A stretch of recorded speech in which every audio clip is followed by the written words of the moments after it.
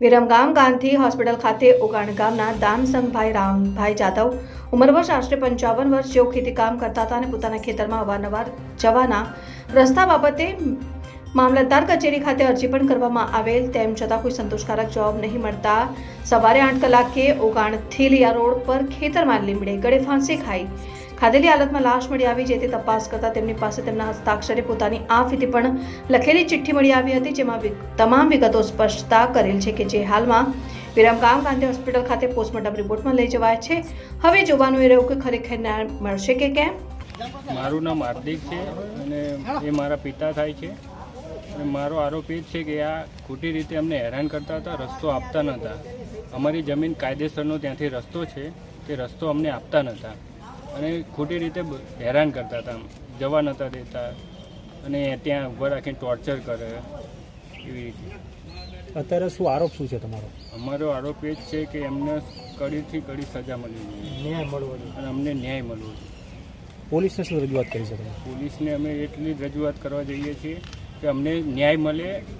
મારું નામ ધર્મેન્દ્ર કનુભાઈ જાદવ છે। હવે જે આજે સવારે મૃત્યુ પામેલ છે એ મારા મોટા પપ્પા થાય। હવે આ બનાવની વાત કરું તો વર્ષો પહેલાં જે અમારી મોટા પપ્પાની જમીન આવેલી છે જે થરી કહેવાય એ ખેતરની બાજુમાં એક ભાઈએ વેચાણથી જગ્યા રાખેલી છે ખેતરને, અને વર્ષથી એ ભાઈ ના પાડી દીધી કે હવે અહીંયા અમે તમને જવા નહીં દઈએ। એ બાબતની એ લોકોને બી આપણે અરજી એટલે વાત કરેલી અને એની બાબતે અહીંયા શું કે મામલતદારને બી આપણે વાત કરેલી કે આનો નિકાલ લાવો, પણ એ નિકાલનો કોઈ આવ્યો નહીં। અને જે અત્યારે જ્યાં આગળ આ બનાવ બન્યો છે એ જમીન જાદવ છોટાભાઈ બબાભાઈની છે, એમના અને એમના બીજા પુત્ર છે પ્રવીણભાઈ છોટાભાઈ જાદવ, પછી એમનો ગ્રાન્ડ છોકરો છે એ પ્રક્ષિત પ્રવીણભાઈ જાદવ। હવે આમને બી આ મૃતકે ઘણીવાર જાણ કરેલી કે અમને આ રસ્તો પહેલેથી તો રસ્તો આપો, પણ એમને બી ના આપ્યો અને મામલતદારને બી વાત કરી, પણ મામલતદારમાં બી અરજી આપ્યા પછી કોઈ જ રસ્તો ના આવ્યો। તો એ હતાશ થઈને એ માણસે આજે સવારે ખેતરે જતા હતા અને ખેતરે જયા પછી ડાયરેક્ટ એમની છોકરીને ફોન કર્યો, જે મારા બહેન થાય દક્ષાબેન હિતેશભાઈ પરમાર જે રહે ખોરાઈ। હવે એમને જાણ કરી, રડતા રડતા એમને ફોન કર્યો કે બેટા મને નથી સારું મીન્સ કે હું નથી હતાશ થઈ ગયો છું એ પ્રમાણે।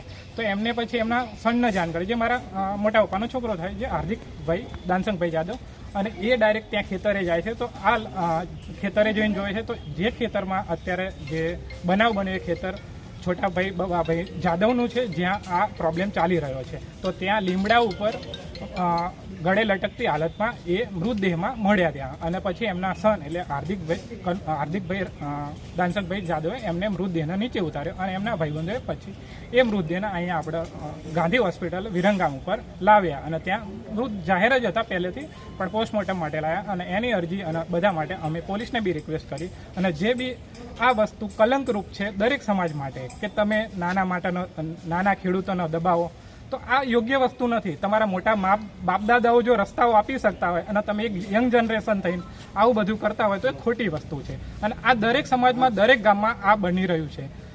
જોઈએ હવે પોલીસની કાર્યવાહીથી શું થાય છે આગળ, અને અમે તો ન્યાય માટે જ માંગણી કરીએ છીએ। ધન્યવાદ। આમાં તમને જે સુસાઇડ નોટ મળી છે એમાં કંઈ સુસાઇડ નોટમાં એ જ છે, ઘણાના નામ મળ્યા છે। હવે કોઈ બી એક ખેડૂત હોય નાનો તો દબાણમાં આવેલો હોય ત્યારે જ આ વસ્તુ પગલું ભરે। હવે સુસાઇડ નોટમાં અમે પોલીસને બધી સુસાઇડ નોટો આપેલી છે, એમાં કોના નામ છે, કોણે શું ભાગ ભજવ્યો છે, જે મામલતદારમાં અરજી કરી હતી એ બી આવેલું છે। તો એના બધી ટોટલી વિગતોનું પોલીસ ઇન્વેસ્ટિગેશન કરશે, એના પરથી જે બી એફઆઈઆર અને જે બી પગલાં લેવામાં આવશે, અને અમને ન્યાય જે બી પોલીસ છે આપણી સરકાર છે એના ઉપર એક છે અમને ન્યાય મળવાની આશા, અને અમે તો રાખીએ છીએ કે અમને ન્યાય મળે, જે એક નાના ખેડૂત પ્રત્યે લાગણી રહે સરકારને અને પોલીસને બી હોવી જોઈએ। તો આવો કલંકરૂપ કિસ્સો ક્યાંય ના બને, કોઈ બી સમાજ માટે, નાના ખેડૂત માટે બી।